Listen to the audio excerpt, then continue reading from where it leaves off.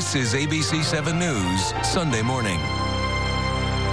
Turning to world news this morning, Egypt is awaiting the announcement of its new president. Thousands have gathered in Cairo's Tahrir Square for that announcement.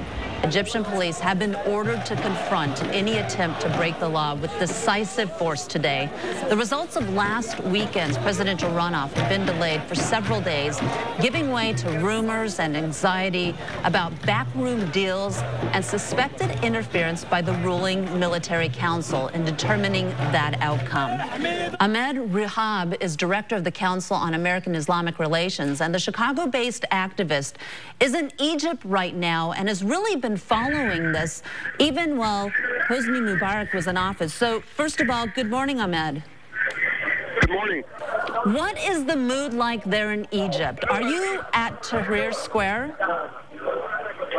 Well, the atmosphere is so thick you could cut it with a knife. There's a lot of anticipation. This result was supposed to be announced on Thursday, but they delayed it, in my mind, in order to be able to deal with the, with the results, with the consequences of this in the street, with the reaction. So everybody's just sitting in their seat watching their television set. And if they're in Tahrir Square, they're there listening to the radio.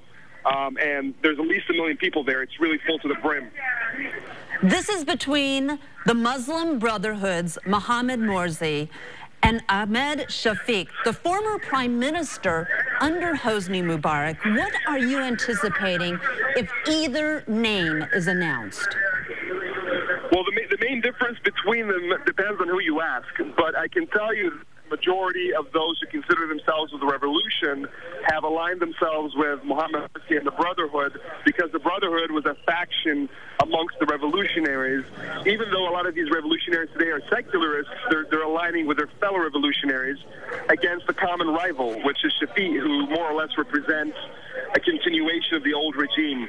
But there are many others who are interested in Shafiq, not because they support the old regime, but because they fear an Islamist theocracy under the Brotherhood, which the Brotherhood denies. Right now, the military council is saying that they're going to take decisive military action if necessary to keep order there. Are people worried about potential violence today? It's always a concern. You know, we sort of meet that with two sentiments. On one hand, we're concerned and we want to be cautious and take our precaution. On the other hand, we're optimistic and hopeful that it will not get to that point. It's likely that if Morsi were to lose, there would be a massive reaction in the streets. I'm hoping it remains peaceful. If Shafiq were to lose, I don't expect his supporters to be causing that much of a scene, because they tend to be the ones who stay at home and haven't really been active in protests and rallies over the last year and a half.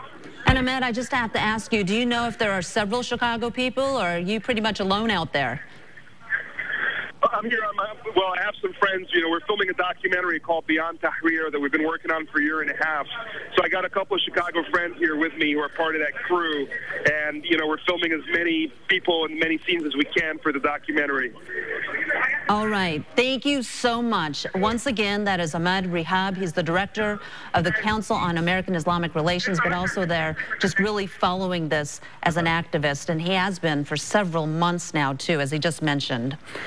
And of course, we're going to be following the results of that election, too. If they are announced during the next before 9:30, we'll be sure to get them to you.